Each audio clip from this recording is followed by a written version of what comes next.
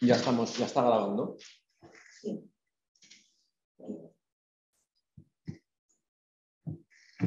¿Sí? Bien.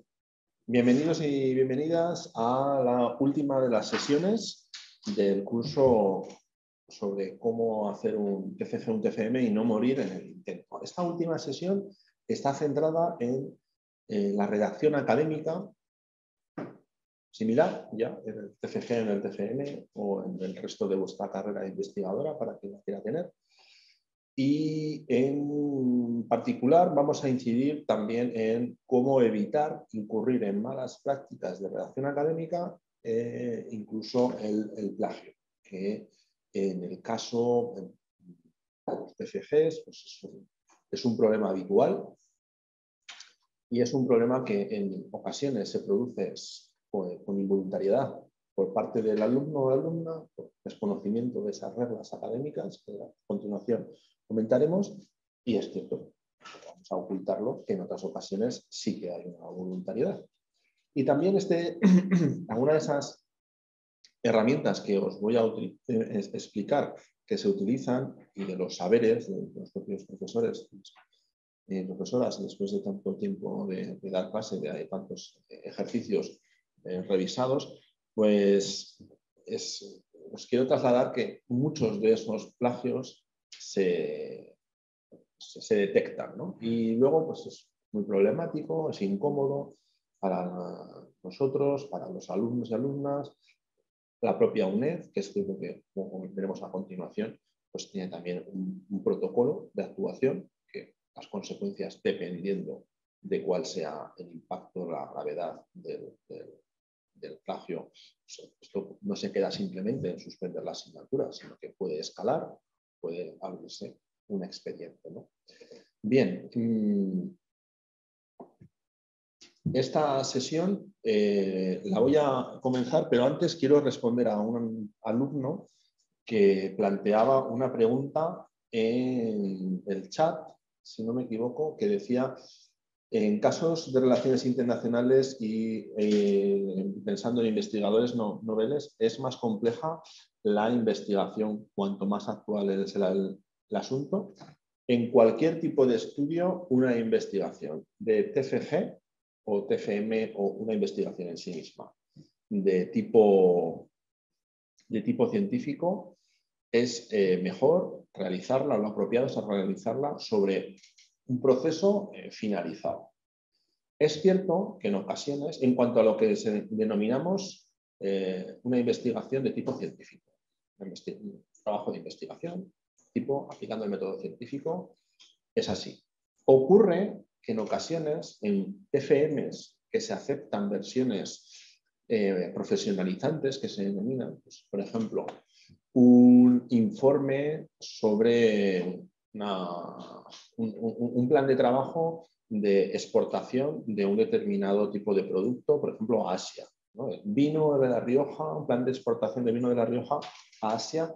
Hay TFMs, por ejemplo, de comercio exterior, másters de comercio exterior que lo van a aceptar como un TFM. Ese es el trabajo final de máster, pero es un trabajo final de máster en el cual se pueden aplicar técnicas, las cuales hemos visto aquí, pero que ya no tienen ese tipo de enfoque de trabajo de investigación científico como para comprobar o refutar hipótesis o introducirse en un determinado tipo de debate académico, ¿no? Entonces, en ese tipo de TFMs más profesionalizantes, en algunas de sus versiones, por ejemplo, pues también todo tipo de informes de asesoría a empresas, de asesoría a la administración pública, etcétera, responden claramente a necesidades actuales o previsiones de cara al futuro. Y por lo tanto, ahí sí que tendría encaje. No tanto en lo que es un trabajo, como he venido diciendo, de investigación más al uso, más convencional, apropiado para, por ejemplo, ser publicado en una revista científica. Ahí lo que tenemos que hacer es, bueno, pues, un trabajo sobre procesos finalizados. Dicho lo cual, esa generalidad hay ramas y diría que dentro de, por ejemplo, de lo que es las ciencias sociales, la ciencia política, las relaciones internacionales en ocasiones sí que se admiten trabajos prospectivos, ¿no?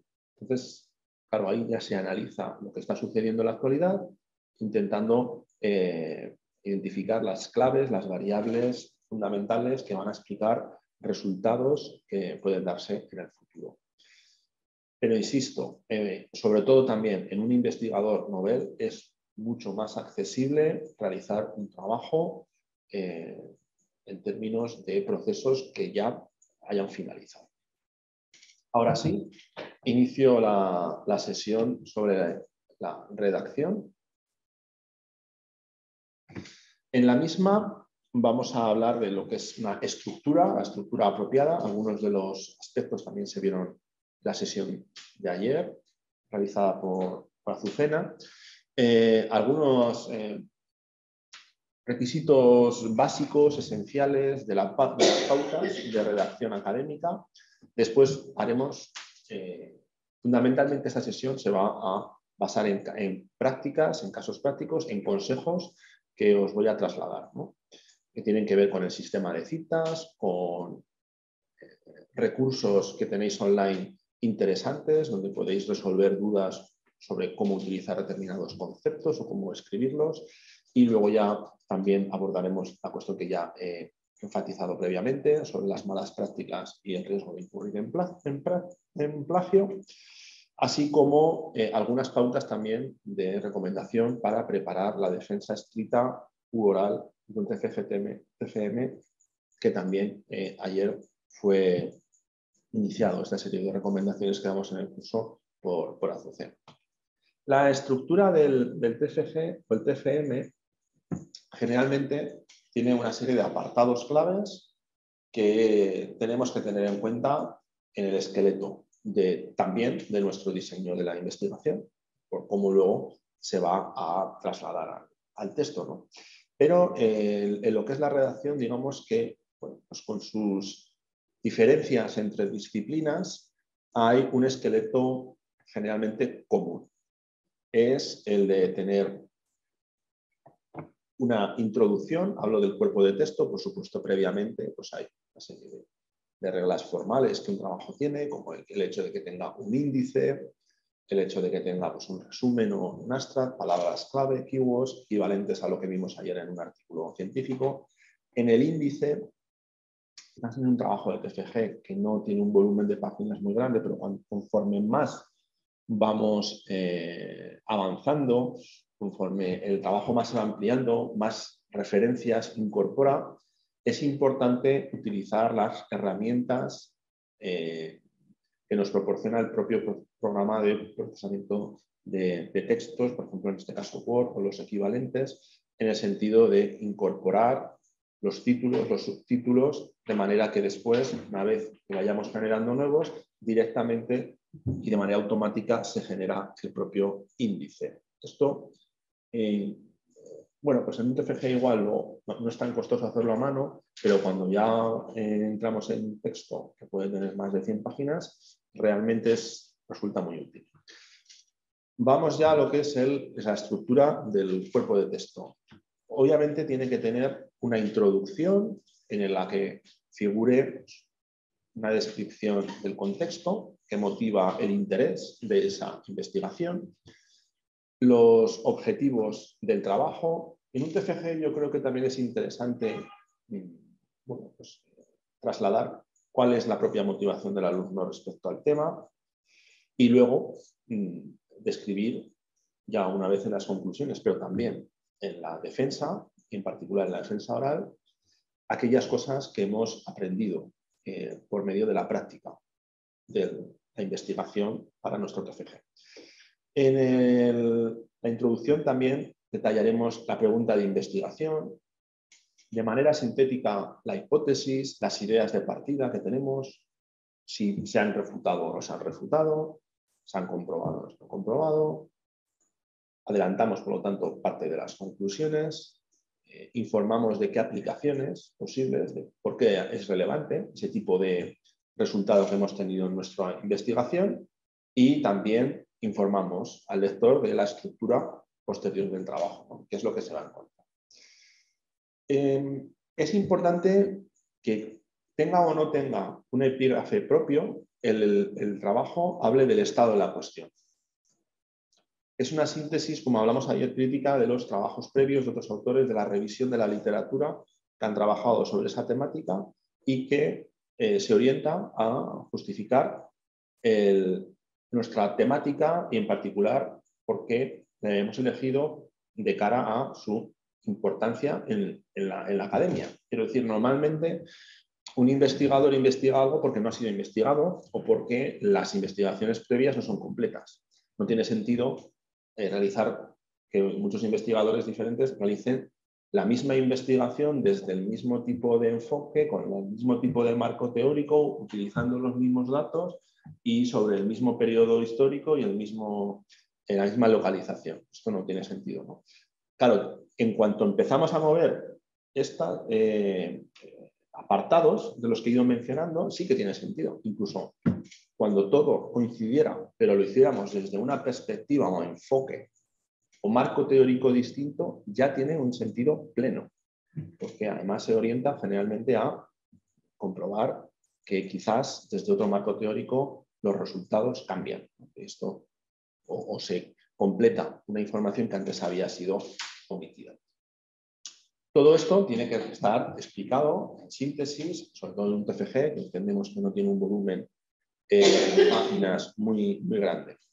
A continuación, debe reflejarse el marco teórico propio, el que vamos a utilizar, que justifica nuestras elecciones teóricas de modelos, de paradigmas, de perspectivas, etcétera, en este trabajo. Y la metodología, que método, en función de los que hemos descrito en la sesión anterior, asimismo si utilizamos técnicas de análisis de datos, recogida, sistematización y análisis de datos, tienen que estar descritos. ¿Qué recursos se han empleado?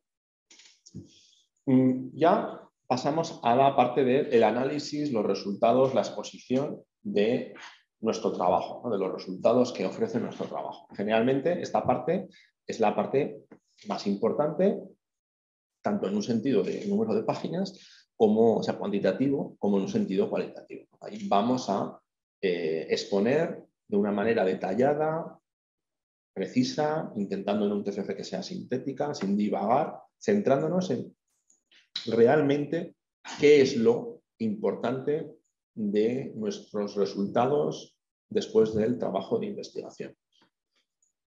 Cuanto más hayamos precisado la pregunta de investigación, ese trabajo posterior de ser sintético, de precisar, de no divagar, de no irse por las ramas, de no apuntar que 50.000 variables son relevantes para un proceso, para un resultado, sino de ir a lo concreto, cuanto más posible será que esto lo hagamos y con una facilidad mayor para nosotros mismos. Por último, pues, las conclusiones del trabajo, principales conclusiones que hayamos realizado y bueno, pues, qué tipo de aplicación puede tener en el futuro, tanto para lo que es la sociedad, la academia, pero también en posibles líneas de investigación futuras que nosotros podamos estar inmersos o estar pensando. Por ejemplo, como ayer comentaba una compañera, en el caso de estar pensando en realizar un máster, este trabajo me sirve para haber adquirido unos conocimientos básicos, también acercamiento a técnicas de investigación sobre, por ejemplo, el caso de cómo desarrollar un estudio de las estrategias de exportación de productos agrícolas españoles a Asia. Y estoy pensando en realizar un máster de comercio exterior y estoy convencido de que esto pues, bla, bla, bla, bla, bla. Después llega la bibliografía, que tiene que ir ligada a un sistema de citas que hayamos escogido. Ayer comentó Azucena que el genérico de la UNED es el sistema que se conoce como APA en su 7ª edición. Es cierto que en algunas facultades apuestan por un sistema de citas diferente, porque es cierto que los sistemas de citas generalmente van asociados a las disciplinas y por lo tanto habrá que seguir lo que se nos diga en nuestra facultad. En la bibliografía, o sea, lo que es el sistema de citas, rige tanto en lo que es el listado final de la bibliografía como en el cuerpo de texto, en el modo en que se referencia a un determinado autor. Por último, los anexos. Generalmente los anexos van al final. Por ejemplo, si incluimos los datos, antes comentábamos, ¿no? Se hace una encuesta, los datos de la encuesta brutos van al final, no se introducen en medio, igual son 2 o 3 páginas que interrumpen la lectura. Otra cuestión es si utilizamos mapas, tablas, sintetizando esos datos que van a servir de apoyo en el argumento que estamos desarrollando en el cuerpo del texto. Ahí sí que sería importante introducirlo en el cuerpo de texto, pues en el apartado, en el capítulo apropiado, ¿no? Quería añadir que hay en la actualidad también una multiplicidad de herramientas online, aplicaciones que ya ayudan mucho a desarrollar gráficas, tablas, diagramas de manera visual muy atractiva y relativamente sencillos de utilizar y que van a enriquecer vuestros trabajos. Utilizarlos si aportan. No los utilicéis sencillamente porque queda bonito.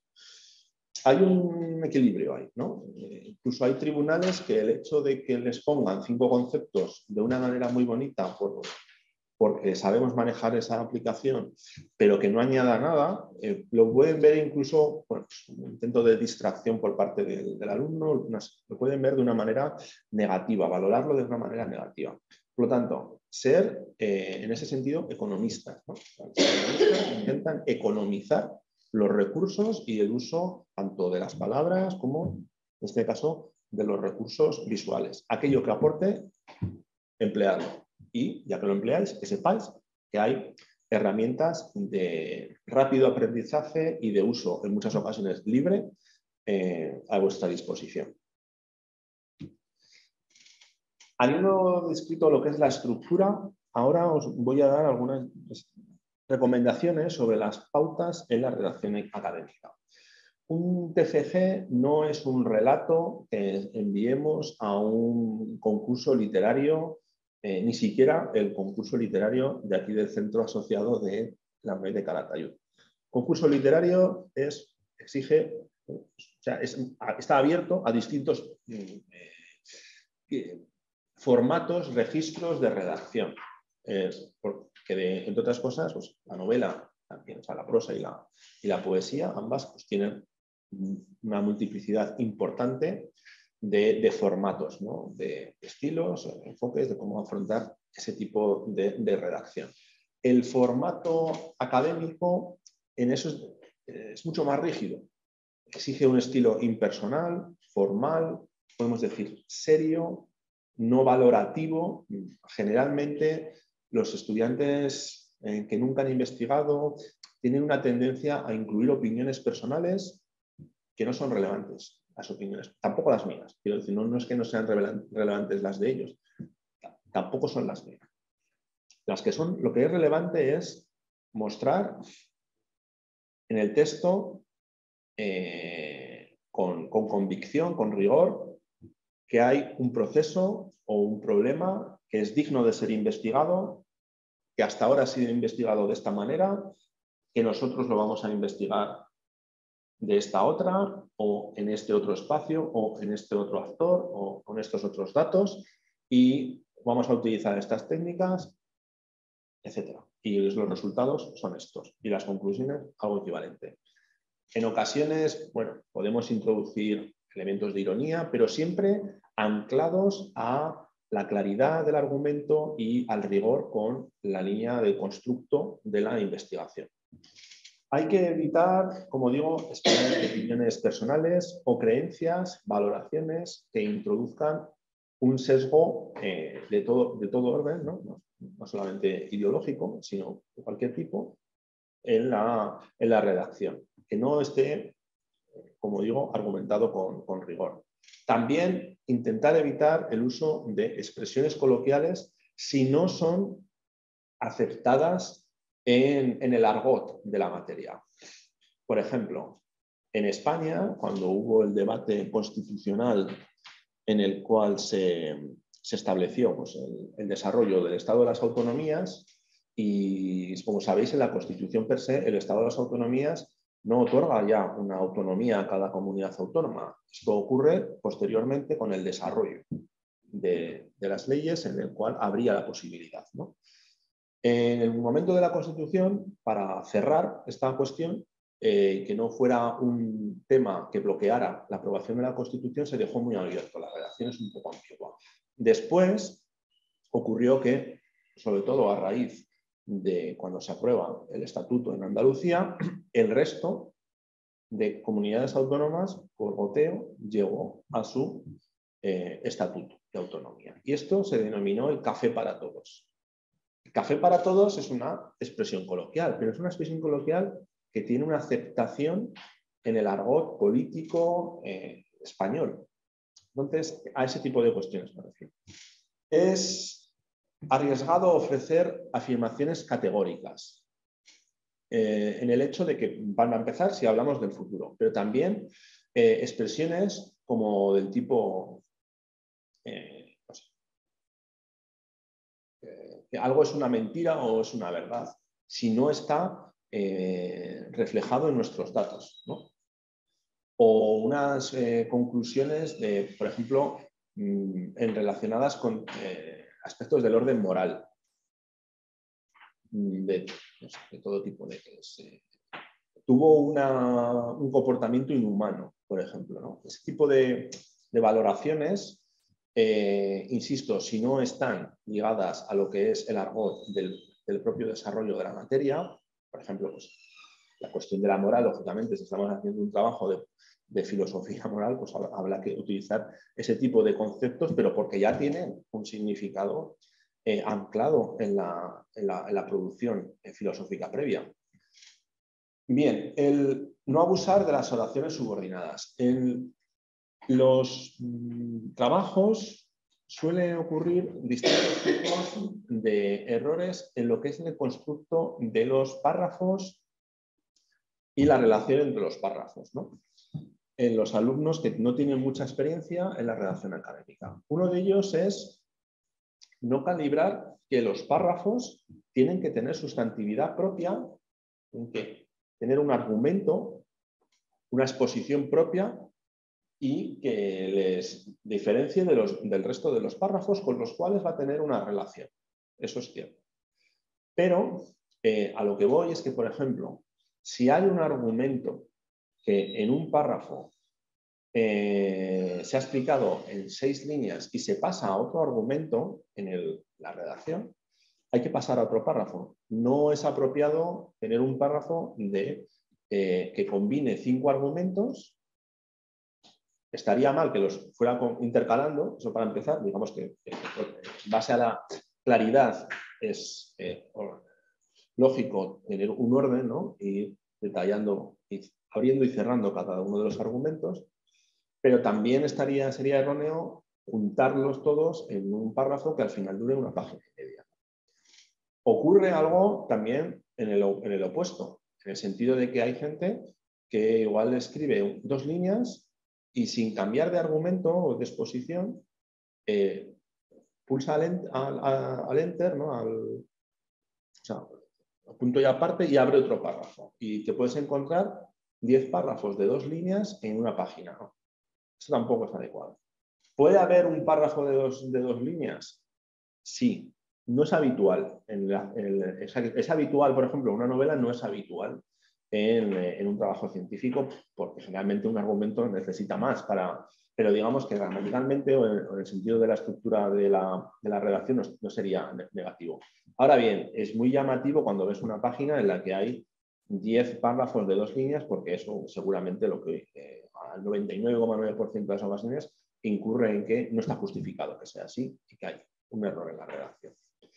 Entonces, otro de los problemas en la organización de los párrafos es las oraciones subordinadas que no están entonces jerarquizadas por el uso de la puntuación, de cerrar una frase, punto, y seguir con la siguiente, sino de utilizar comas o puntos y comas en las que se van añadiendo oraciones y ya generalmente esto hay que ser Vargas Llosa para que no cometamos ningún error gramatical y de corrección de sintaxis y que el lector sepa realmente al final a qué nos estamos refiriendo, ¿no? Cuando la oración es más compleja y se van haciendo cláusulas subordinadas, insisto, pues es más normal que incurramos en problemas de sintaxis y que no ofrezcan una lectura apropiada al lector. Por lo tanto, sobre todo aquellas personas que no están habituadas a la redacción, apuesten por frases cortas, con una buena puntuación e intenten trasladar de manera sencilla ideas complejas, que es posible. Antes de iniciar la redacción, como apuntaba ayer Azucena, hay que pensar en la jerarquía de la estructura del texto. La hemos visto antes, esa estructura más de esqueleto, pero luego en cada uno de los capítulos también tenemos que pensar en una estructura y de los epígrafes que tiene que tener y asimismo, bueno, en un trabajo que por lo general, dependiendo de la disciplina, puede estar entre las 20 y las 40 páginas, como el TFG o entre las 40 y las 100, eso ya es más abierto en el TFM, tenemos que pensar también en las ideas, economizar de nuevo, pensar en economizar qué ideas, qué argumentos, por tanto, qué párrafos vamos a utilizar en cada uno de los epígrafes, que es lo fundamental en cada una de esas partes. Pensarlo antes y luego trasladarlo al papel. Ahí ya puede haber varias estrategias. Pero a mí me sirve mucho hacerlo, por ejemplo, primero visualizarlo en un papel con un bolígrafo.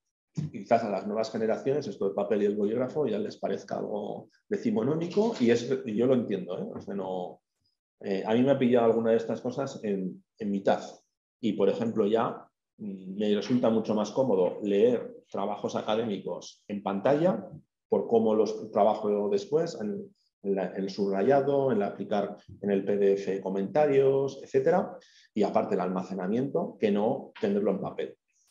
En cambio, conozco a personas, por ejemplo, pues, de nuestro departamento, más mayores, que les sigue costando, que les cuesta mucho más el trabajar en ese sentido de la pantalla. Esa jerarquía, o sea, esa estructura tiene que estar organizada en base a una jerarquía de los argumentos, con ideas principales, ideas secundarias, ideas que se ramifican o aspectos que se ramifican de esas ideas secundarias. Y todo eso tiene que estar en un sentido lógico, argumental, que el lector lo vaya interiorizando de una manera lógica. Si no establecemos ese tipo de jerarquía, al final el lector no sabe muy bien qué es lo que se nos quiere decir. Y también evita un problema muy habitual, que es el de empezar a describir por describir. En un trabajo, cuando hay una pregunta de investigación muy concreta, tenemos que ceñirnos a ofrecer el argumento que demuestre lo que queremos explicar respecto a esa pregunta. No porque algo es interesante tenemos que introducirlo en el texto. O porque igual hay algo muy interesante de una entrevista que lamentablemente no tiene relación. O sea, es muy interesante y nadie se lo negaría, pero no tiene relación con lo fundamental de nuestro texto. Pues no lo podemos utilizar. Igual podemos pensar en volver a hacer otro tipo de investigación partiendo, ¿no?, de esas ideas que nos han proporcionado en esa revista, o sea, en esa entrevista o en cualquier otro tipo de dato que hayamos recabado. Los párrafos, como he explicado antes, tienen que tener una función previa. No es simplemente un espacio en el que se escribe. El párrafo tiene un objetivo y se tiene que relacionar con el resto de los párrafos. Esto en ocasiones al principio cuesta, ¿vale? Pero insisto que lo tenéis que trabajar.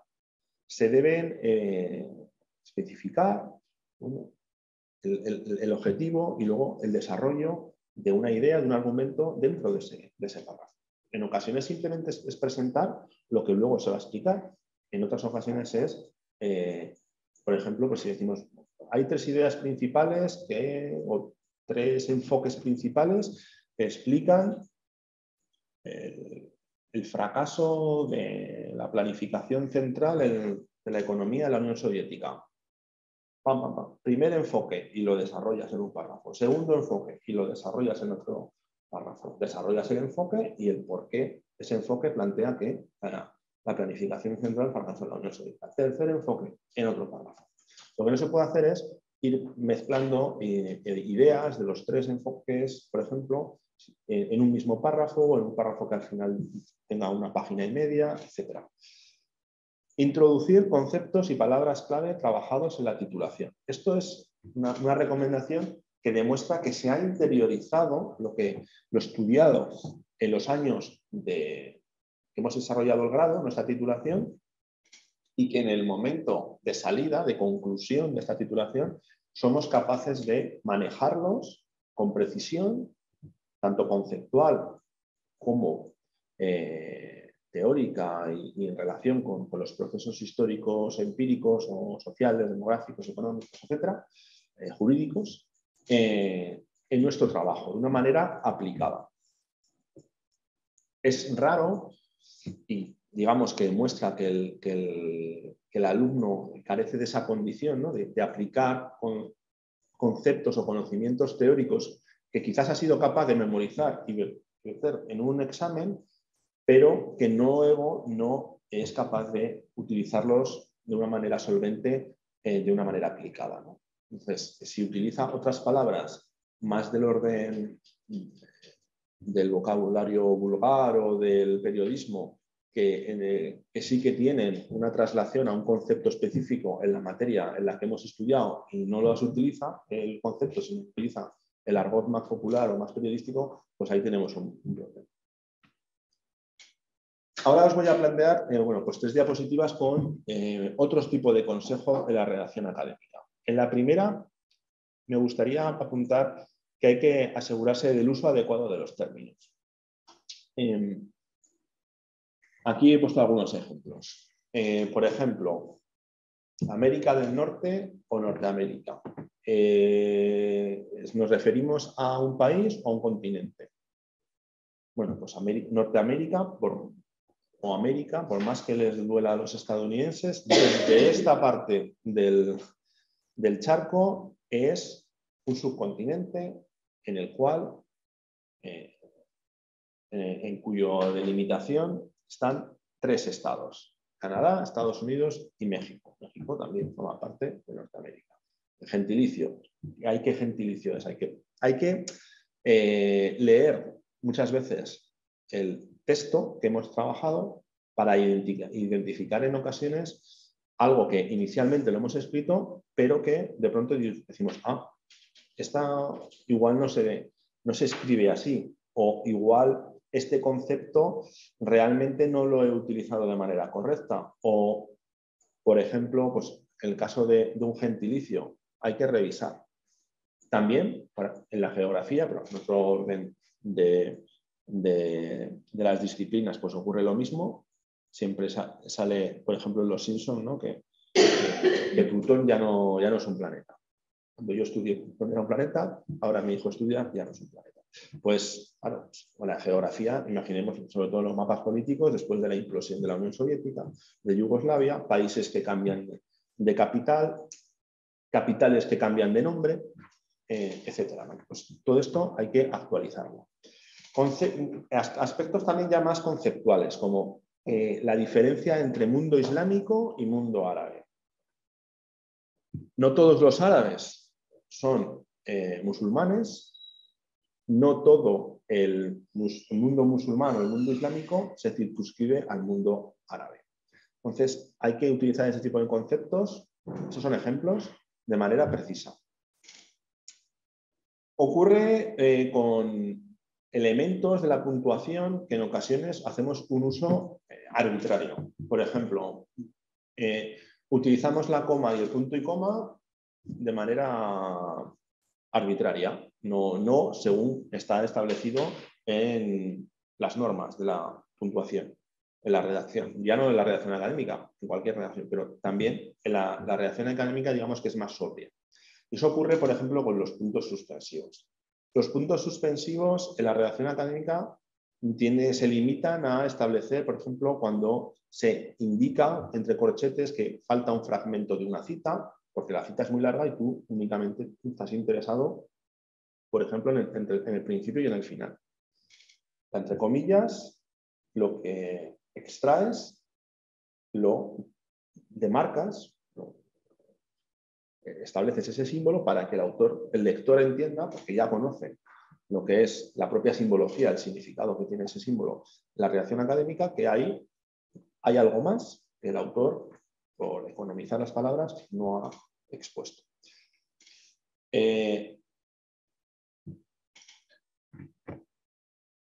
Por ejemplo, una utilización errónea, que en el uso literario no lo sería, pero en el mundo académico sí, es acabar un párrafo y poner puntos suspensivos como equivalencia al etcétera.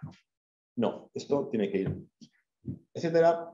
Si lo podéis evitar también, podéis poner, entre otros, algún tipo de fórmula equivalente y poner un punto y entonces saltará el punto y aparte.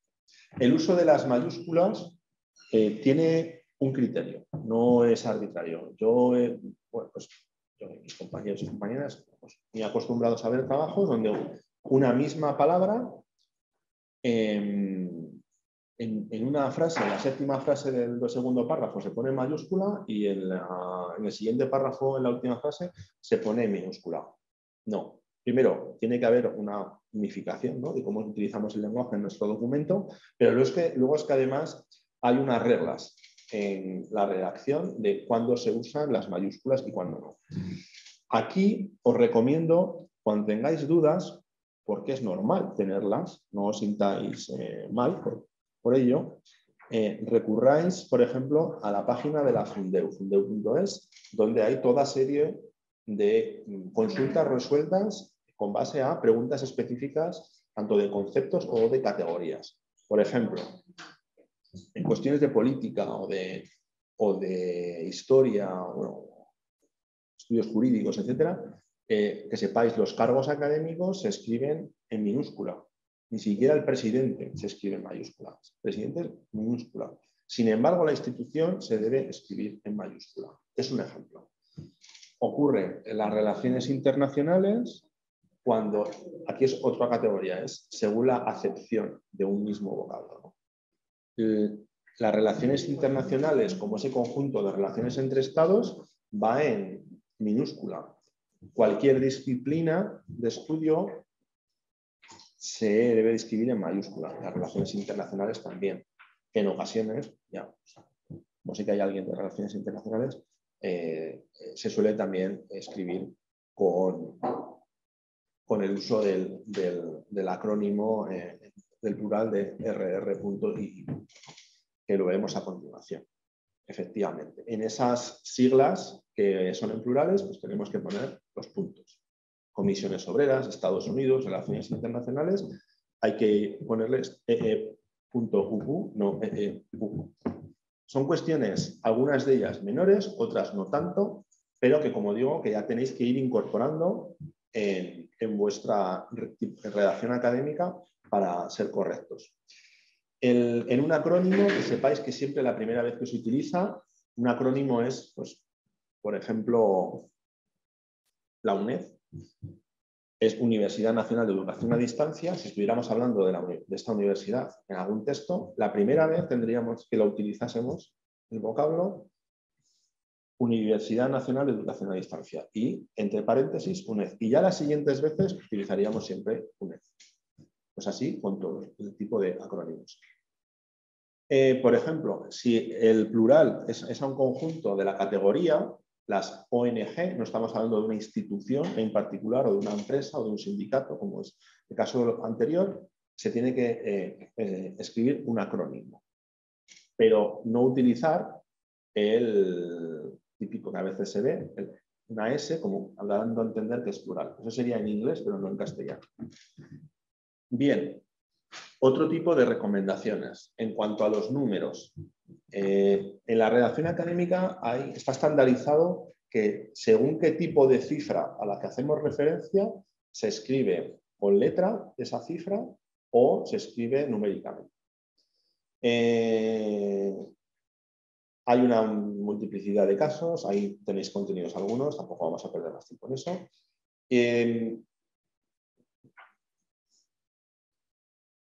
como los tenéis ahí, yo creo que es mejor ir avanzando. Ahí he puesto unos ejemplos y bueno, pues los podéis revisar cuando veáis la grabación si tenéis interés. Pero en cualquier caso, cuando estéis escribiendo en vuestro trabajo cifras, números, o sea, cantidades, mejor dicho, revisar cómo se escriben.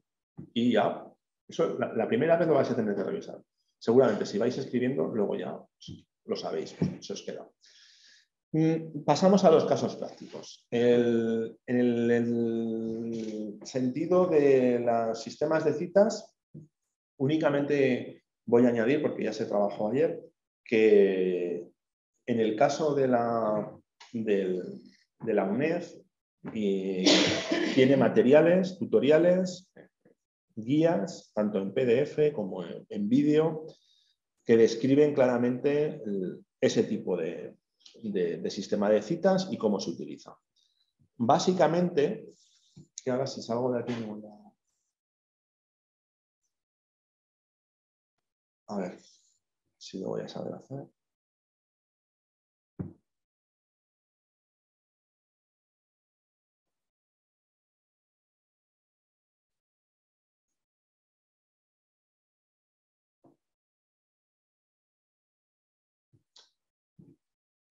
¿Ahora se ve? Sí. Ah.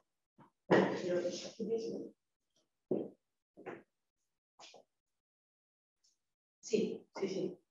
Se está viendo, ¿no? Sí, sí. Vaya, ahora he abierto otro, no precisamente el de la UNED, sino de... Dado, en fin, lo que os quería decir es que hay dos elementos fundamentales de un sistema de citas en un trabajo. Yo creo que es lo mismo, ¿no? Cuando hacemos referencia a un estudio determinado en el cuerpo de texto del trabajo, ¿cómo se hace referencia? Por ejemplo, en el sistema Harvard, que de hecho, pues, en ciencias políticas, sociología, es el más habitual, se utiliza el de poner los apellidos, primeros apellidos de los autores, si es un único autor, un único apellido. Si, por ejemplo, son más de 3, se pone el primero, se pone et al después, es un vocablo latín y otros, y la fecha de la referencia entre paréntesis, en el mismo cuerpo de texto. En cambio, hay otros sistemas de referencia que se pone una nota al pie y por lo tanto aparecerá un numerito con el orden de la nota al pie en nuestro propio trabajo, 1, 2, 50, 52, el que sea, y en la nota al pie se incorpora la referencia. La primera vez entera, las siguientes veces ya solamente los apellidos de los autores y la fecha.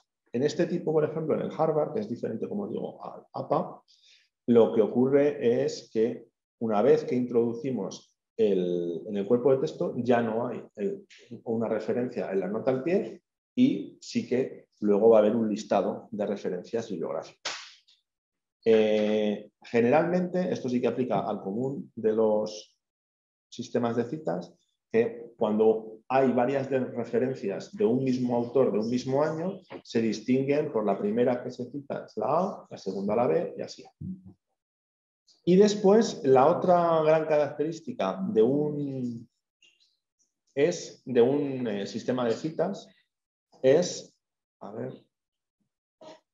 aquí, cómo se cita la referencia bien en aquellos sistemas de citas que sea a pie de página o bien los que introduzcan el listado bibliográfico al final del texto. ¿Cómo se citan los distintos elementos que incorporan? Generalmente va a incorporar el mismo tipo de elementos.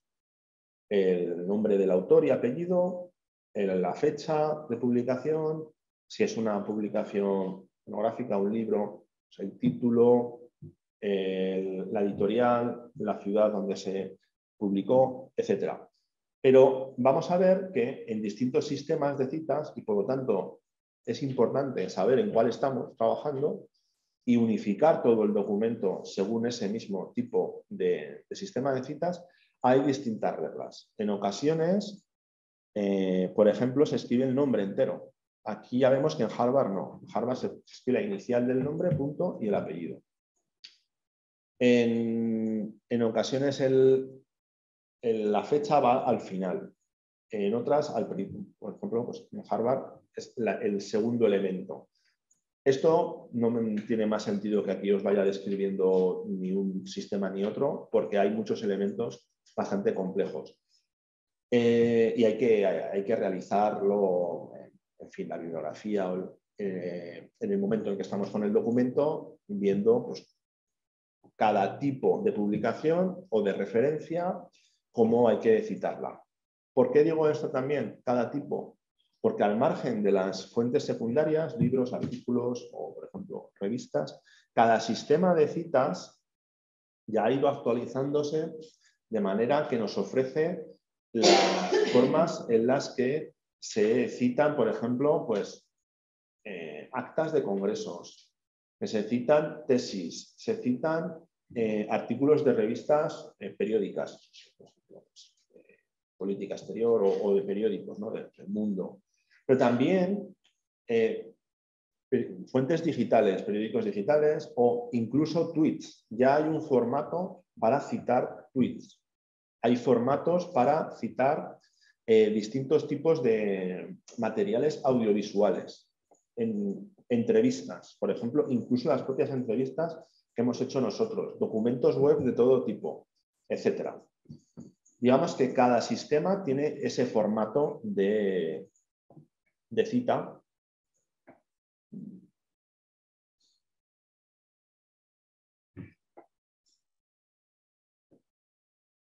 A ver ahora, perdona, ¿me puedes ayudar a devolver la pantalla al PowerPoint? Que ahora estoy... Es que yo me manejo con Teams y con Zoom me cuesta más. ¿No tienes el PowerPoint abierto? ¿Lo tienes abierto? Es que igual lo hemos cerrado. Sí, Ah, vale, vale. Claro, es que le daba... Sí, ya, dale. ¿Aquí? Sí. A ver, no sé. Y lo puedes mover. Está en el pendrive.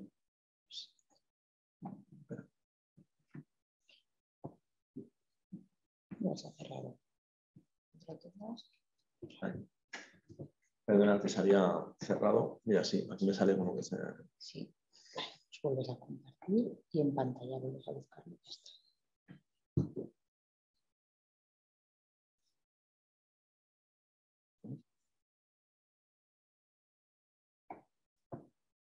Ahora vuelvo aquí y vuelvo a compartir. Ahí, en segunda, dale al canalito de ahí. Abrirte otra vez. Pantalla. Esa pantalla, si por acaso luego le quieres dar a la diapositiva. ¿Aquí? Ahí. Vale. Muchas gracias. Perdonad. Había cerrado el documento sin querer al abrir ese documento de la Universidad de Zaragoza. Bien, yo creo que ya ha quedado claro y mi recomendación es que también sigáis los materiales de apoyo que tenéis a vuestra disposición por parte de la biblioteca de la UNED a nivel digital. Aunque os parezca que no, son pocos los trabajos que llegan a la defensa con la bibliografía y el uso de los sistemas de citas en el cuerpo de texto de manera correcta. Quiero decir, es algo muy mecánico que no debería de tener una gran complejidad, que únicamente requiere la atención por parte de quien lo hace y, sin embargo, no ocurre. Cuando los problemas son muchos, es algo que afecta negativamente al trabajo. Yo quiero que lo sepáis. Ojo, que también es cierto que cuando quienes somos revisores en revistas científicas y estás recibiendo artículos por parte de personas que se dedican y cobran de eso, también ocurre que en ocasiones te encuentras con artículos, incluso con muy buenos artículos, que en esta cuestión les cuesta prestar atención, pero los errores, pues digamos que son menores, ¿no? La página de la Fundeu. Básicamente aquí vais a ver me gustaría abrirlo de nuevo, pero es que me da miedo.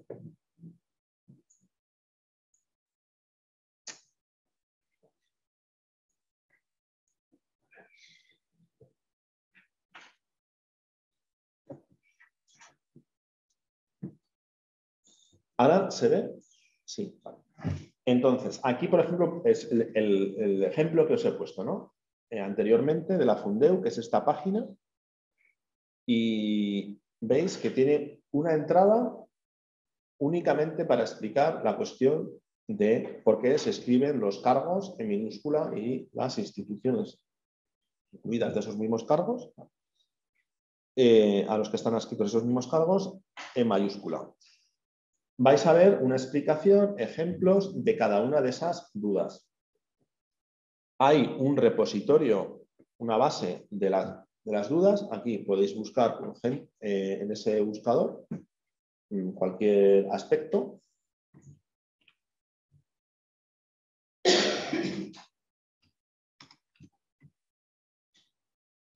Mira, vamos a buscar.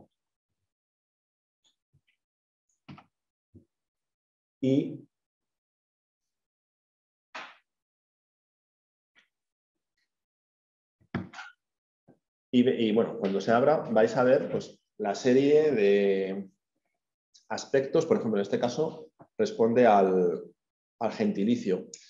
Hay una entrada, que es la que realmente buscaba, de Kiev, que afecta pues, a cómo se tiene que escribir Kiev en castellano, al respecto de que Kiev en principio es el vocablo ruso, Kiev es el vocablo para esa misma ciudad en ucraniano. Y bueno, pues a raíz no solamente de lo que es la invasión, pero digamos que más profundamente a raíz de la invasión, pues ha habido un esfuerzo por adaptar definitivamente, algo que ya se había iniciado años atrás, las denominaciones toponímicas de ciudades, también de los gentilicios, al ucraniano, tanto en inglés, en castellano, etcétera, de aquellas ciudades que son ucranianas y que no son rusas, ¿no? Porque nosotros teníamos un uso más acostumbrado al ruso, por ejemplo, en el caso de Kiev. Entonces, ese tipo de argumentaciones de por qué debemos utilizar uno u otro, que son de mayor actualidad, por así decirlo, también tienen una entrada en la Fundeu. Y además, como hemos visto antes, en la misma página que he abierto con la entrada de los cargos académicos, a la derecha hemos visto que había un cuestionario para enviarlo si tenemos dudas. Y funciona. O sea, realmente, si tenéis alguna duda respecto a algún tipo de concepto, vocablo, cómo se escribe correctamente en castellano,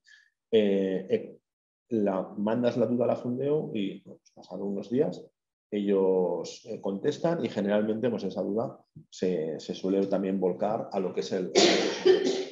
Cuando tengáis duda, como digo, consultar este tipo de páginas, está bastante completa y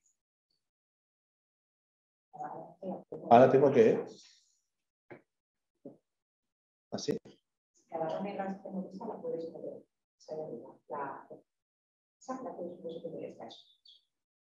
Y ahora para volver aquí, vale.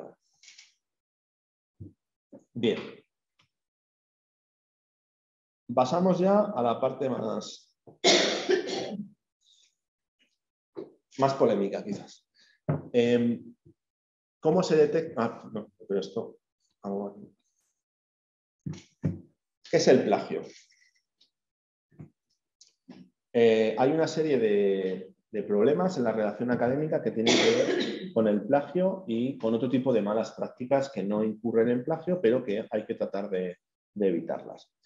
Antes de iniciar este apartado, me gustaría decir que es un problema muy recurrente entre los estudiantes de las universidades, no solamente de la UNED. No es que sea algo en particular que afecte más a los estudiantes de la UNED que a otros estudiantes. Internet ha democratizado y universalizado mucho el acceso a materiales, también a trabajos de otras universidades. Y por lo tanto, pues una parte de los alumnos deciden utilizar esos textos, en ocasiones sabiendo que no es correcto, de acuerdo con la práctica exigible en el mundo académico y de publicación en general, y otras veces sabiéndolo. Entonces, eso hay que entender que es así y hay que tratar de evitar o de neutralizar los puntos de vulnerabilidad que tiene el alumno ante el plagio.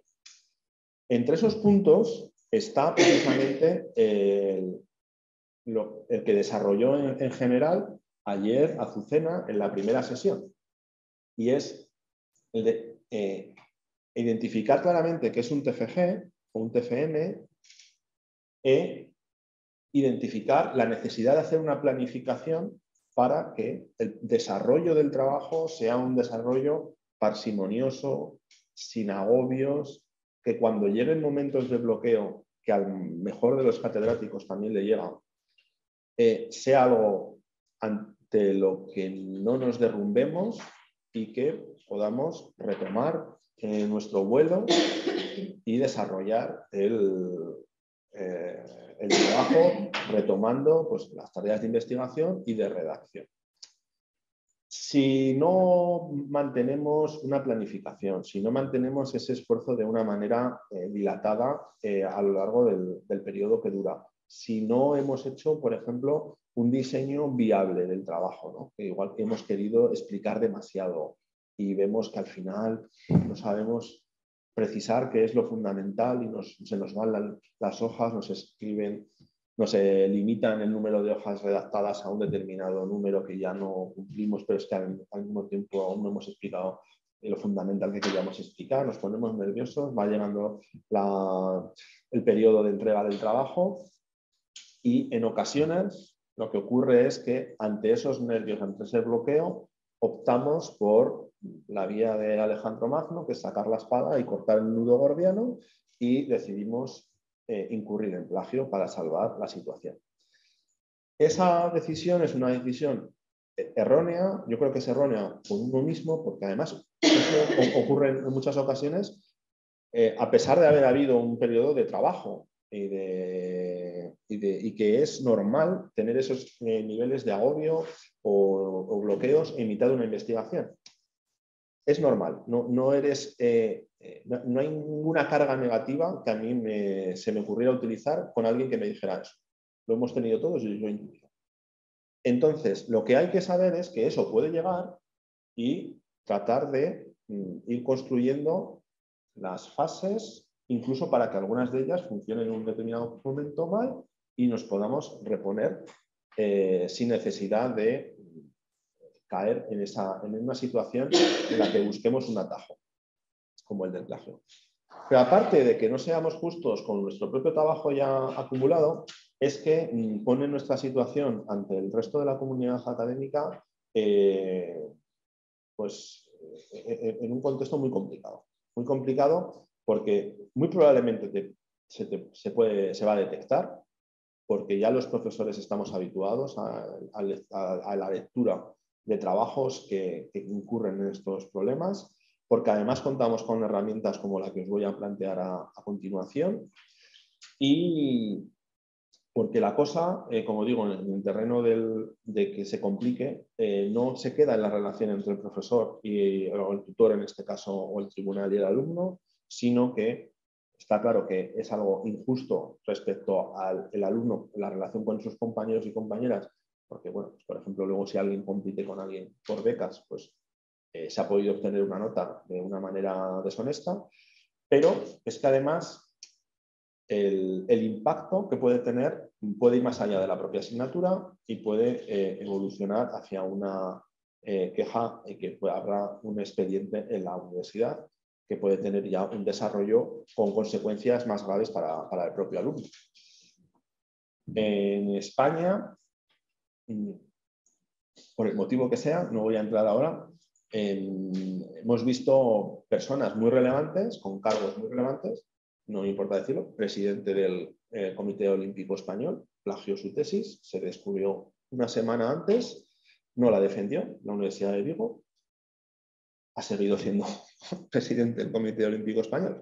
En Alemania, pues que en este sentido se lo toman bastante más en serio, ha habido varios ministros que han tenido que dimitir porque muchos años después de acabar su tesis doctoral se ha demostrado que estaba plagiada. Quiero decir, no compensa el realizar este esfuerzo. Pero al margen de ello, insisto, muchos muchas de las personas que incurren en un plagio en la fase del TFG, más que en el TFM, lo hacen involuntariamente. Entonces, aquí no estoy tratando de acusar de manera colectiva a nadie, porque insisto que el problema existe, pero en muchas de las ocasiones es un problema generado por la propia inexperiencia involuntariamente. Y por ello es importante saber qué es el plagio y que hay diferentes tipos de plagio para poder evitarlo.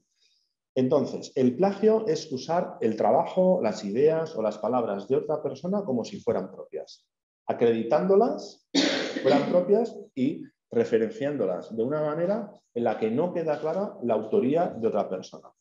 Aquí ya vemos que no es solamente el hecho de coger unas palabras y que las 10 o 12 palabras o un folio entero o todo el trabajo sea un copia-pega, no.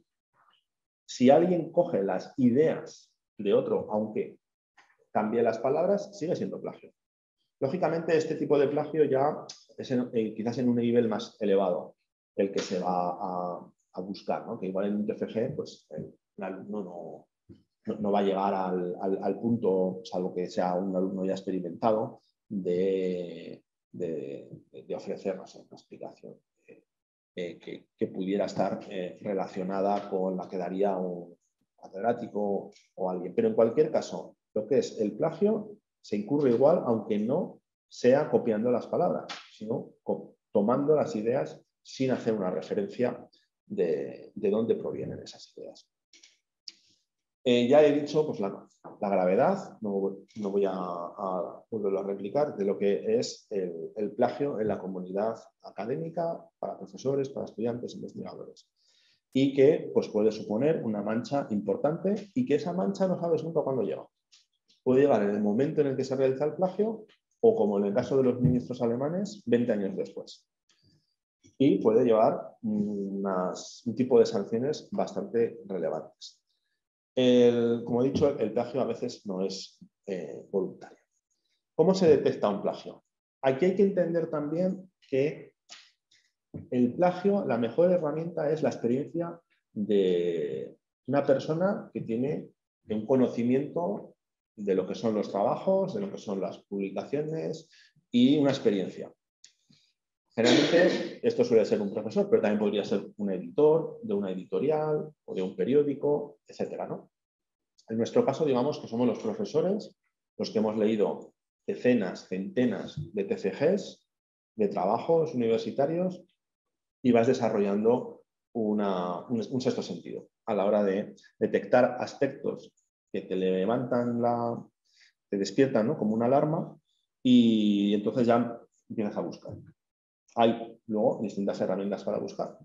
Pero al margen de ese trabajo del profesor o del editor, tenemos herramientas que ayudan a comparar el texto de un alumno con el resto de textos. Y cuando digo el resto de textos, el tema es que Internet, si abre la veda para facilita, democratiza, universaliza la posibilidad de un acceso fácil a los alumnos, también a los profesores. Esto juega en ambos sentidos. Entonces, ¿qué ocurre? Hay herramientas que toman todo lo que hay colgado en Internet, incluso los trabajos de otros alumnos de otras universidades, porque están en repositorios o porque utilizan esa misma herramienta, y los comparan con el trabajo que el profesor en cuestión ha decidido subir. Ahí, bueno, pues hay un informe de coincidencias, de valoraciones, muy rico en detalles, que tiene que ser interpretado por el profesor. Quiero decir, en ocasiones hay, como veremos a continuación, frases que se detectan que no son problemáticas, ¿no? Que son iguales, porque es una ley. La ley va a ser ley para todos los alumnos que trabajan con esa ley. O está entrecomillada, ¿no? Está entrecomillada no es un problema. O es una referencia bibliográfica, o etcétera. O son frases que, pues bueno, pues son frases hechas que las podemos utilizar mucho y que a veces, pues, si no identificamos al filtrar en el uso de la herramienta que solamente queremos que nos detecte cuando son más de 3 frases seguidas o más de 2, el sistema las detecta. Entonces, ahí es el profesor el que hace un análisis interpretativo de ese informe y detecta si hay problemas o no.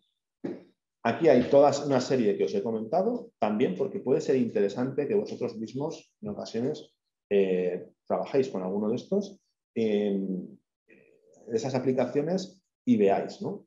Si, mira, pues es que pensaba, insisto, que muchas veces soy involuntario, pensaba que de este texto me había quedado con estas ideas o con este tipo de argumento, pero resulta que es que lo he escrito de manera que es muy parecido. Voy a intentar explicarlo con mis propias palabras. Vale, pues ahí hay un uso positivo de ese tipo de herramienta. La que se utiliza en la UNED es Turnitin. Y como digo, pues bueno, es un software que toma textos de muchos tipos de fuentes, revistas, documentos de instituciones oficiales, pero también trabajos. Aquí me gustaría apuntar una cosa. Insisto de nuevo en que quien interpreta el informe es el profesor en este caso, podría ser un editor de una editorial. No hay que llevar al extremo de pensar, bueno, aquí lo que importa es el porcentaje de similitud que establece ya sea Turnitin o cualquier otra herramienta de este tipo. Y decir, no, a partir de 15% en aumento es problemático, pero menos del 15% no es problemático. No, eso no funciona así, en el sentido de que puede haber un uso problemático en un trabajo que haya copiado y pegado una página y media de 30, esto no es admisible, por más que el Turnitin o quien sea diga que hay un 12% de similitud. En cambio, puede suceder también lo contrario, que un trabajo que tenga un 20% de similitud, luego lo analicemos y no tenga elementos problemáticos desde una perspectiva de malas prácticas o plagio, y que simplemente haya otros elementos que hayan producido ese porcentaje de similitud. Turnitin es una herramienta, no es un juez, es lo que quiero decir. Los jueces es la comunidad académica que con sus saberes, con sus instrumentos y con sus herramientas son capaces de, con el rigor debido, porque no es una cuestión fácil tampoco decirle a alguien que ha plagiado, demostrar que hay un tipo que se incurre en una mala práctica o en un plagio. Aquí vemos lo que vemos en un informe de Turnitin, por ejemplo, en una página, ¿no? Y vemos algunos casos ya diferentes problemáticos que luego los vamos a ir definiendo de una manera un poco más precisa. Pero aquí veríamos un caso de lo que se denomina un plagio de collage o mosaico, que es una mezcla. Vamos cogiendo un parrafito de aquí, otro parrafito de allá, generalmente de publicaciones que tienen relación con nuestro tema, y las vamos mezclando. Esto es plagio. No, el plagio no se circunscribe a que cojamos un único texto y copiemos y peguemos 20 páginas iguales. No, esto también es plagio, es un tipo de plagio. Las partes coloreadas por Turnitin es lo que nos va a ofrecer que hay una similitud exacta. 2 frases, 3 frases, 4, 5, las que sean. Y como digo, pues luego ya la persona que está leyendo tiene que interpretar. Los números nos indican el tipo de fuente. Ya sabemos de qué fuente es. Eso es importante también. Esto realmente antes de que existiera Turnitin, yo estaba acostumbrado a localizarlo en muchas de las ocasiones con Google, porque se localiza. No es tan dificultoso, solo que ahora, pues claro, es más automático, ¿no? Entonces, si pulsamos el número, se abre y nos dice, este es el enlace, y el enlace te conduce con tu conexión a Internet a donde está ese texto y puedes comprobar que efectivamente esas 4 frases son idénticas. Entonces, bueno, pues esa acumulación es la que produce el porcentaje de similitud, esa acumulación de partes coloreadas. Aquí vemos que en esta página pues, sería del 80%. No es que sería del 10 o del 15 porque únicamente refleja el porcentaje de similitud de una fuente, no, refleja porcentaje de similitud en conjunto. Entonces, en el informe vamos a ver que puede haber, por ejemplo, en esta página habría 4 fuentes en un porcentaje de similitud del 80%. Como digo, en el sistema se pueden introducir filtros que eliminas la bibliografía, eliminas las partes que están entrecomilladas para que fin, no introduzca ruido el programa y vaya a lo que realmente tú entiendes que sí que es problemático. Eso se puede hacer. O decir, bueno, cuando sea menos de una línea, no me lo escribas, no me lo subrayes, etc.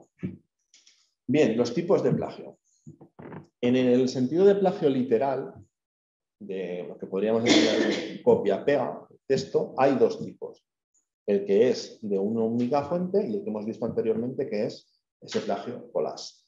En esa reproducción, pues, en trabajos, por ejemplo, como el TFG, pues, en ocasiones sencillamente se coge un trabajo de un antiguo compañero o compañera o de gente de otra universidad. Yo siempre me acuerdo de un trabajo de un alumno gallego que utilizaba, o sea, con apellidos gallegos, y utilizaba la variedad del castellano mexicana, ¿no? Entonces, estaba yo eligiendo el trabajo y además era en algunos apartados y en otros no. Y entonces busqué y era pues una tesis de la Universidad de Puebla. Claro, hay aspectos que también pues, te llevan, ¿no? A que son esos elementos que digo que es muy exagerado, que te despiertan la alarma. Pero, insisto, en todo aquello que está accesible para vosotros está accesible para nosotros. Este sería uno de esos plagios literales de una única fuente. Por ejemplo, pues, que es toda esa biografía de Picasso, aquí lo vemos, hasta al 99% de la fuente que sea, página Wikipedia o de un trabajo de otra persona. Este es el de varias fuentes. No, aquí vemos lo que antes me refería, que en el informe nos dice de todas estas fuentes, pues se ha utilizado un 4% de aquí, otro 4% de allá, un 1%. Esto en realidad en ocasiones el sistema pues, identifica todas las fuentes que están reflejadas, pero ocurre que igual esa tercera contiene también a su vez las 10 siguientes, pero bueno, lo discrimina de esa manera. Eso es lo de menos. Al fin y al cabo lo importante es si se ha copiado o no. Este plagio collage, que también, pues bueno, se hace... Bueno, ese es el mismo ejemplo y no merece tampoco la pena más extendernos en ello. El tercer tipo de plagio, por autoría no reconocida. Eso es cuando se hace pasar por propio un trabajo que parcial o enteramente ha realizado otra persona, incluyendo amigos, familiares o alguien a quien se paga por hacerlo. No es ningún secreto y por lo tanto pues, no pasa nada por decirlo. Hay páginas online, empresas al fin y al cabo, que se ofrecen por un precio a hacer TFGs, TFMs o tesis doctorales. También es fácil detectar esto. ¿Por qué? Porque en ocasiones en la relación que existe entre el tutor y el alumno no se da cuenta que si el alumno es capaz o no es capaz de desarrollar ese trabajo. Y de pronto te presenta un trabajo que ha hecho alguien que él no es capaz de explicar, que ha hecho alguien que lo que está interesado es en cobrar el trabajo. Y entonces cuando tú le dices, mira, ese trabajo no tiene una consistencia, o es que he detectado plagio, porque la otra persona lo que está interesado es en cobrar. No tiene por qué cuidar mucho si es un plagio o no. Entonces, nosotros ya vamos generando una serie de capacidades. Esto también es plagio. El hecho de que, como en el argot del mundo literario se habla de utilizar un negro, eso también es plagio. Y es una mala práctica académica que no hay que desarrollar. El autoplagio, utilizar distintos textos nuestros en un trabajo que, por ejemplo, pues han sido utilizados. En el caso del TFG es que tiene que ser un trabajo original. Podemos utilizar otros textos, aunque sean nuestros. ¿Vale? Podría extender en eso, pero digamos que lo fundamental, en el tema de los investigadores, que incluso su trabajo puede depender de los distintos artículos que tienen publicados, pues ocurre en ocasiones que un mismo artículo pues, se cambia un poco, se manda a diferentes revistas, pero bueno, para lo que sois vosotros y vosotras en el trabajo del TFG o el TFM, lo principal es que tenéis que sacar un trabajo original. Esto no quiere decir que partiendo de un trabajo, como ayer comentábamos, de un interés en un TFG, podamos llevarlo a evolucionando ese trabajo o tomando otro punto de partida tangente, etcétera, desarrollando un nuevo trabajo. Eso por supuesto está permitido. El siguiente tipo es el parafraseo. Realmente este es el tipo más común de plagio, que es cuando, y el que más se produce de una manera involuntaria. Es un acto en el que el investigador o el estudiante modifica un texto con sus propias palabras. Modifica algunas, pero no cita las fuentes. Por lo tanto, al lector se le traslada que eso es enteramente suyo, ¿no? Y no es así. El parafraseo tiene que haber una cita adecuada de las fuentes, porque si no, se incurre en plagio. También es cierto que en ocasiones lo que hacemos es parafrasear con una cita adecuada de las fuentes, pero no todo el texto que estamos utilizando. Eso no es un plagio, pero es una mala práctica. Entonces, hay que saber que si utilizáis distintas fuentes, seleccionáis ideas claves y frases que os gustan, que satisfacen, que creéis que aportan al trabajo, se tiene que referenciar. Y si se traslada al texto haciendo parecer como que son vuestras, es un plagio. Otro tipo de plagio es el remix, que se denomina a cuando se copian y pegan frases parafraseadas de distintas fuentes, ¿no? Es un poco lo que hemos visto en el apartado anterior, pero haciéndolo de distintas fuentes. Entonces, en Turnitin ahí lo que nos va a ofrecer, ahí ya insisto que también es más importante la visión del profesor o profesora, pero Turnitin también nos va a ofrecer algo que puede ser sospechoso, ¿no? Que de pronto vemos frases que se parecen mucho a frases de distintas fuentes y que únicamente se cambian algunas palabras, etc. Hay un plagio por tergiversación del uso de la fuente, de distintas maneras. La tergiversación del uso de la fuente, por ejemplo, puede ser que se utilice más texto literal del que se ha entrecomillado. Cuando hay un texto literal, eso es legítimo hacerlo, de una fuente X, se tiene que entrecomillar. Por ejemplo, pues un discurso de Trump o de Obama o de Franco que sea relevante para nuestra investigación, lo podemos utilizar, o alguna aportación en principio pues, muy escasas frases de algún autor que sea especialmente relevante y que se expresan de manera magistral en él y se cree que es más valioso trasladarlo tal cual que escribirlo con nuestras propias palabras, pues se tiene que entrecomillar. No se hace, pues, está mal. Si se hace, si entrecomilla aparte, pero luego se utilizan otros 2 párrafos enteros, otras 3 frases enteras de ese mismo texto, ya estamos incurriendo en un plagio. La reproducción literal y no entrecomillar, por supuesto, sería la reproducción literal de plagio, pero además, si se cita una fuente al final del párrafo o está en la lista de las referencias, pero no queda claro dónde está en el texto. Pues eso hay veces que la gente dice, no, si yo lo he puesto en la lista de las referencias, claro, pero no lo has puesto donde lo tenías que poner. Yo no sé entonces en qué parte del trabajo estás utilizando a ese autor, y más si es una forma literal. Tomar ideas o un texto del que se ha citado debidamente, es decir, tomar más ideas y no citarlas a pesar de que ha sido citado. Modificar o fabricar fuentes para dotarles de mayor autoridad y pretender que nuestros argumentos están apoyados por fuentes con autoridad y reputación. Esto en ocasiones ocurre porque bueno, pues no hemos encontrado una serie de fuentes o autores que refuercen nuestro argumento y queremos hacerlo y pues de alguna manera lo manipulamos. Todas estas categorías de plagio son problemáticas y es importante que sepáis que la UNED pues, bueno, tiene un protocolo de actuación ante ello. Las instrucciones las podéis encontrar en el Centro de Prevención y Resolución de Conflictos, que es una inspección, servicio de inspección, y hay un proceso, ¿no?, que va de la detección del plagio a la valoración del plagio por el equipo docente y luego se reúne el personal de ese Centro de Prevención y Resolución de Conflictos con el equipo docente para determinar cuál va a ser la actuación. y qué consecuencias académicas y disciplinarias tiene. Al margen del plagio, otro tipo de malas prácticas en la redacción académica. El abuso del texto entrecomillado. No es plagio, pero al final compromete el hecho de que estemos redactando un trabajo propio.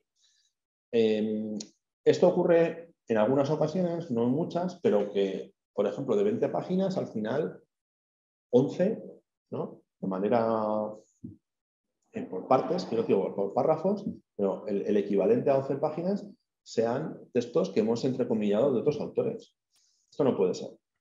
No puede ser. El trabajo tiene que ser vuestro, con vuestra redacción, pero también con vuestras ideas. El parafraseo de búsqueda y reemplazo de palabras. Aquí, pues, ocurre en ocasiones que para que no haya un riesgo de reproducción literal, hacemos un parafraseo de fuentes, pero cambiamos el conjunto de las palabras que se utilizan. Eso no es una buena práctica tampoco, ¿vale? Lógicamente, quizás en un Turnitin, si cambiamos todas las palabras, no lo va a detectar.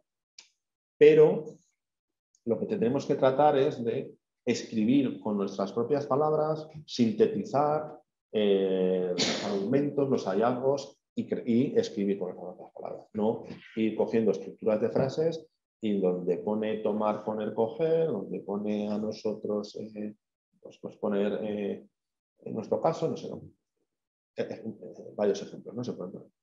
La utilización de unas pocas referencias para elaborar un solo epígrafe o trabajo, aunque se cite debidamente.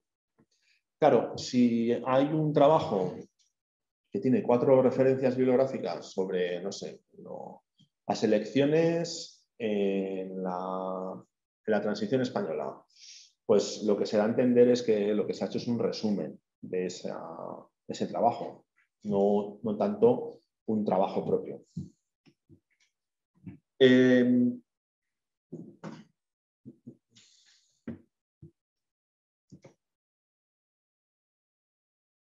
Ese es un ejemplo de búsqueda y reemplazo de palabras, que sí que es detectable en Turnitin. Aquí se ve claramente que hay un párrafo, ¿no?, que por la estructura se ha tomado de otra fuente y que se han cambiado algunas palabras.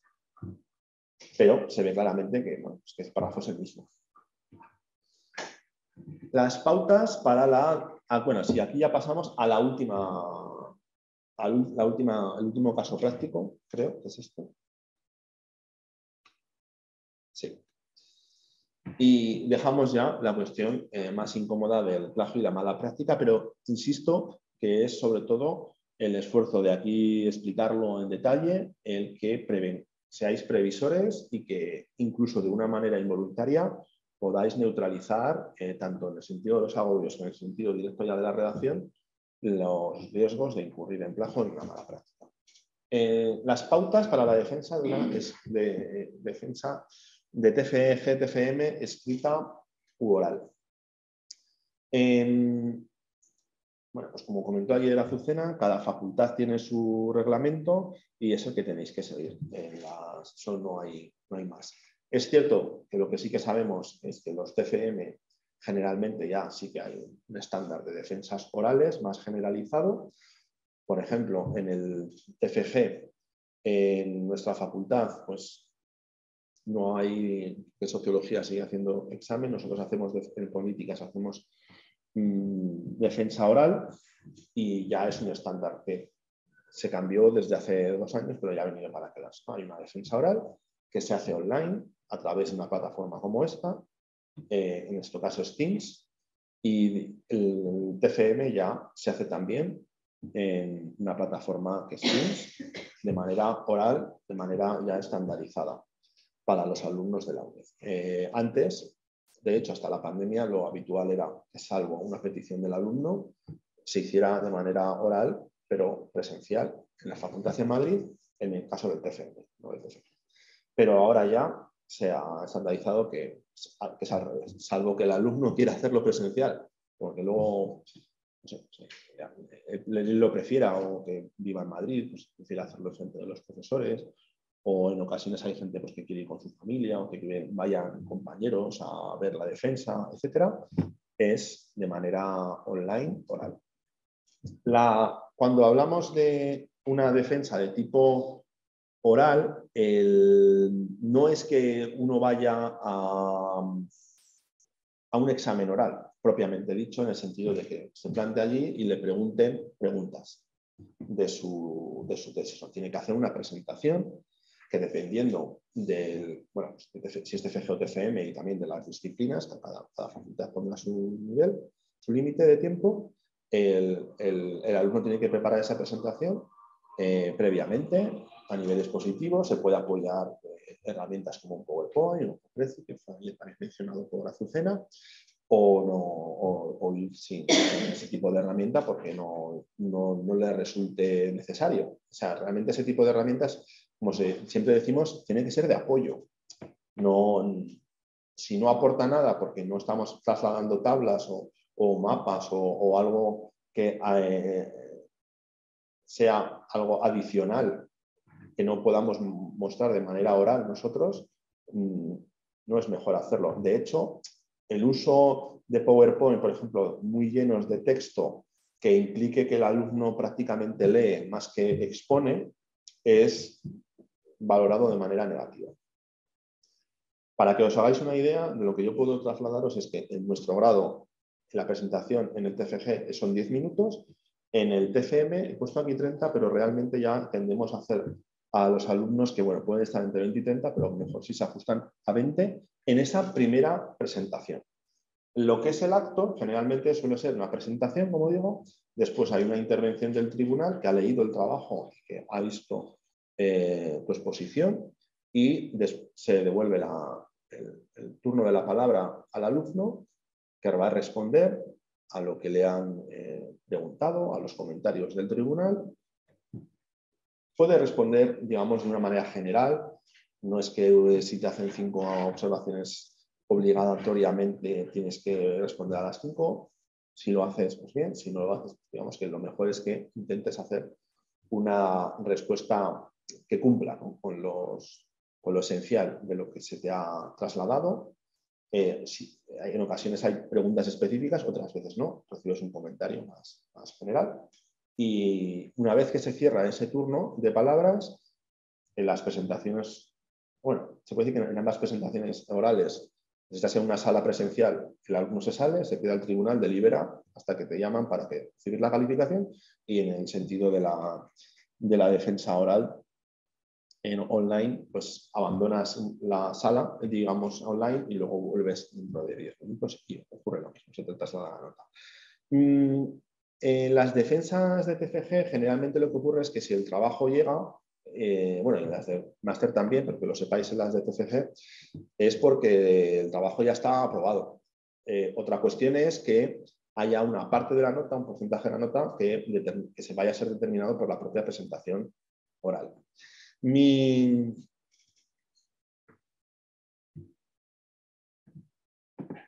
Esa es la defensa oral. Esta es la defensa escrita, que básicamente es, bueno, se va en el caso de los TFGs, a un centro asociado de la UNED, y se le va a pedir al alumno, pues, que sea capaz de explicar, digamos, pues igual que respondería a cualquier otro tipo de examen, quiero decir, sin apoyo externo, ni estar mirando otro tipo de materiales o el ordenador, su propio TFG. Y las preguntas más básicas, pues qué tipo de marco teórico ha utilizado, cuáles son los principales objetivos, etcétera, etcétera.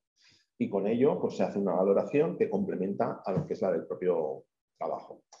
Me voy a centrar algo más en los consejos para la defensa oral, porque es donde el alumno llega generalmente con menos experiencia. Dado que es así, hay que trabajar. Hay que trabajar previamente, preparar esa presentación, ensayarla.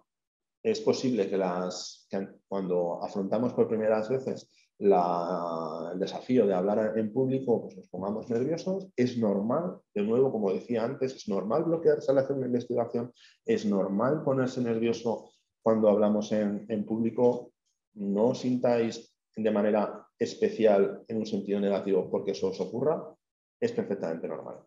Entonces, lo que tenemos que hacer en ese ensayo es ver que nos ajustamos al tiempo, que vamos a decir lo esencial de nuestro trabajo, lo que nosotros mismos entendemos que tiene más valor. O sea, hay que valorar, hay que poner en valor los principales activos de nuestro trabajo. Decíamos antes que tiene muy buena recepción en los tribunales si hemos aplicado algún tipo de técnica de investigación, hemos hecho un análisis de datos y no simplemente hemos utilizado fuentes secundarias. Pues esto hay que destacarlo en una presentación oral, ¿no? Ese valor añadido que tiene nuestro trabajo porque hemos hecho una investigación con todas las partes exigibles a una investigación. Precisamente cuando tratemos de estructurar qué va a formar parte de nuestra presentación, esto tiene que ser como muy meticuloso y esquemático, ¿no? Es como, mi investigación, el objetivo era este, mi pregunta de investigación era esta, si tenemos una identificación clara de una hipótesis y variables era esto, he trabajado con este marco teórico, pero tienen que ser como enunciados. Porque como hay 6, 7 partes que tienen que estar y tenemos 10 minutos, hay que prácticamente pensar en que, bueno, esa referencia a un aspecto nos puede durar como 1 minuto en la presentación, no puede durar más.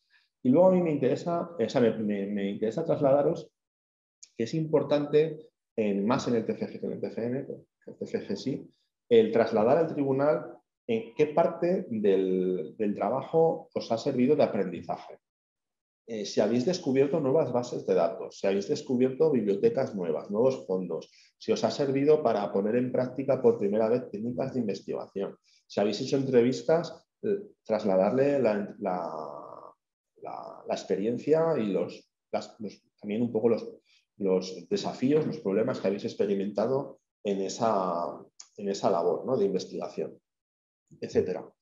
Y por último, ser capaces de prever las posibles críticas y preguntas, las dos cosas, que no tienen por qué ser preguntas ligadas a críticas, del tribunal y preparar una serie de respuestas ante ellas, ¿no? A mí me parece de interés el hecho de que ensayéis antes y quizás con alguien de confianza, incluso entre alumnos que os conocéis. Es que la UNED no es una universidad en la que tengáis compañeros habituales de estudio en ocasiones, porque es una universidad que en ocasiones tiende a individualizar, pero pues, si no es en ese caso, pues con alguien que conocéis de fuera de la UNED, pero que podáis ensayarle a él la presentación, que te diga, mira, yo creo que aquí te has liado un poco, o que aquí, o sea, hacerlo, no tener el desparpajo, porque si no es peor después, si llegáis sin ensayarlo a la sesión.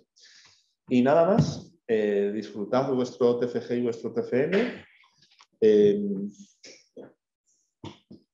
Cerramos así lo que es la presentación y Azucena se sienta conmigo a mi lado y podéis realizar las preguntas que consideréis, tanto a lo que es esta sesión como al conjunto. Si ha habido alguien que pues, le ha quedado alguna duda de las sesiones anteriores del curso, o si ha podido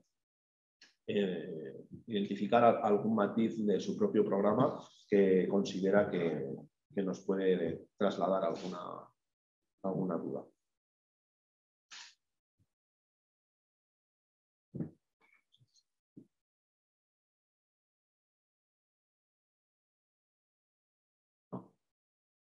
A ver. Vemos que un podcast, por supuesto, sí, puede ser citado. Claro, a día de hoy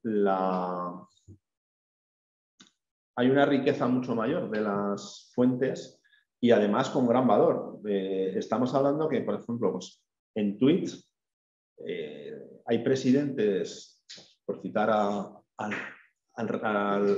presidente de referencia, en este caso, que sería Donald Trump, que bueno, es el presidente de la principal superpotencia hegemónica en el orden internacional liberal, que es Estados Unidos, que muchos anuncios de reformas, de acciones de gobierno, se hacían en Twitter, ¿no? Aparte de, a nivel de análisis de discurso, toda la riqueza y todo lo que trasladaba el uso de Twitter por parte de Donald Trump. Pero, por ejemplo, recientemente leí un artículo de unos investigadores de la Complutense que habían hecho un análisis de discurso del uso de Twitter por parte de la presidencia ucraniana y de la presidencia rusa desde que se produce la invasión hasta junio, ¿no? Esos 3 o 4 primeros meses, y era un análisis exclusivo del uso de Twitter. Pues por supuesto en el podcast igualmente. Los artículos y capítulos encontrados en Internet, si son de revistas científicas, pues en cada uno de esos sistemas de citas se establece cómo se tienen que citar. Ya lo verá que los apellidos de los autores, el título del artículo y el título de la revista. Y generalmente se suele priorizar el título de la revista en el sentido de que en la mayoría de los sistemas se pone en cursiva el título de la revista y no el título del artículo. Nos preguntan qué trabajo hay que hacer para los 0,5 créditos. Así. Pues. Bueno, el principal trabajo vuestro era atender las indicaciones que os dábamos en el curso. Es verdad que la norma habitual es entregar algún trabajo para poder tener los créditos, el medio crédito que hay. Entonces habíamos pensado con Rubén pues que a lo mejor sería bueno que enviaseis pues, cuál va a ser vuestra pregunta de investigación, cómo os planteáis vuestra investigación y que lo mandéis aquí al centro asociado, nos lo trasladarán a nosotros y ya está. Pero en fin, lo principal que teníais que hacer era atender y llevar a vuestro trabajo las recomendaciones que aquí habéis recibido. Sí, así es. El ejercicio yo creo que os va a servir a vosotros mismos, ya es parte de la reflexión que tenéis que hacer para vuestro TFG y pensando también un poco en la estructura que hablamos ayer, ¿no? De lo que es una pregunta de investigación concisa y que vosotros penséis que es viable en vuestra investigación en los próximos meses.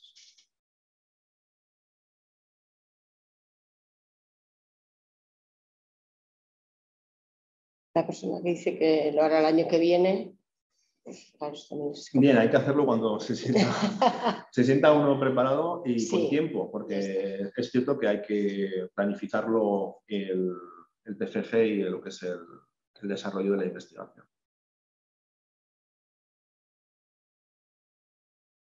Sí, bueno, lo preguntan por la pregunta de investigación. Bueno, piensen en una pregunta de investigación aunque les sirva para el año que viene. Eso no es relevante. Nosotros no vamos a comprobar si se han matriculado este año en el curso de TFG o no. Sí.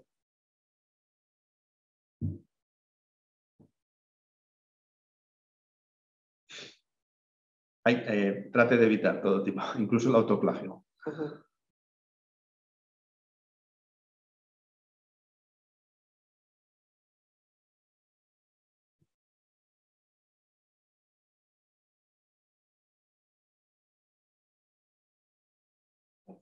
Muy bien, me alegro de que haya también personas de otras universidades.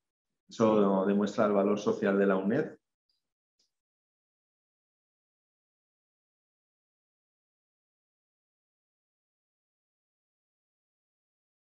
Sí, a todos se les permite enviar la pregunta de investigación. Eso es. Bueno, en los consejos para escoger el tema, por mi parte, yo creo que ya les he comentado, ¿no? El hecho es, hay que ser pragmático.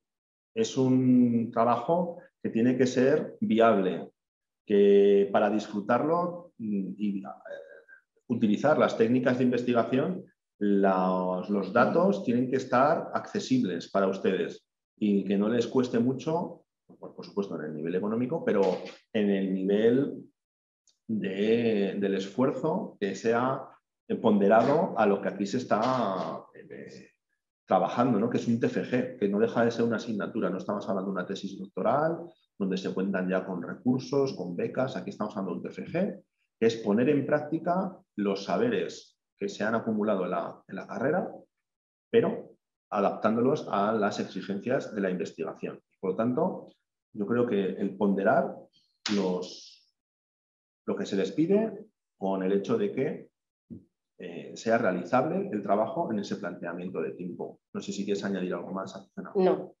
Decían lo de los enlaces se os mandarán a todos los matriculados y lo podréis ver en diferido. Preguntas y respuestas han puesto qué extensión tiene que tener. Bueno, la tarea que nos tenéis que hacer a nosotros, pues la tarea nuestra. Vale, si es la tarea nuestra, pues simplemente lo que os ocupe, quiero decir, no es la investigación ya, simplemente es lo que os habéis planteado, la pregunta de investigación. Y si es con respecto al TFG o TFM, pues ya lo que cada facultad nos diga. Si dicen de 10 a 15, no nos podemos pasar ni una, ¿vale? ¿Hasta cuándo podremos ver las grabaciones? Esto lo tiene que decir el centro. Yo creo que están colgadas. Sí. Claro, porque se publica en la web, en donde están los vídeos de las actividades de la UNED. Sí, sí.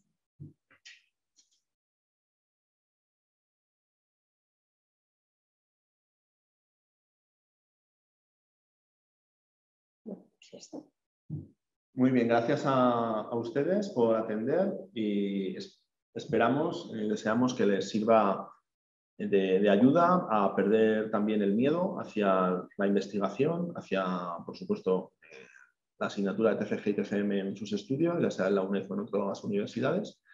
Y nada más, esperamos sus preguntas de investigación y les deseamos lo mejor en su... El plazo para la pregunta, pues... Bueno, es que es una pregunta de investigación, sí. Tampoco, no sé, un mes, pero... Sí, el mes de octubre. Sí. Vale, pues el mes de octubre. Venga, muchas gracias a todos y suerte.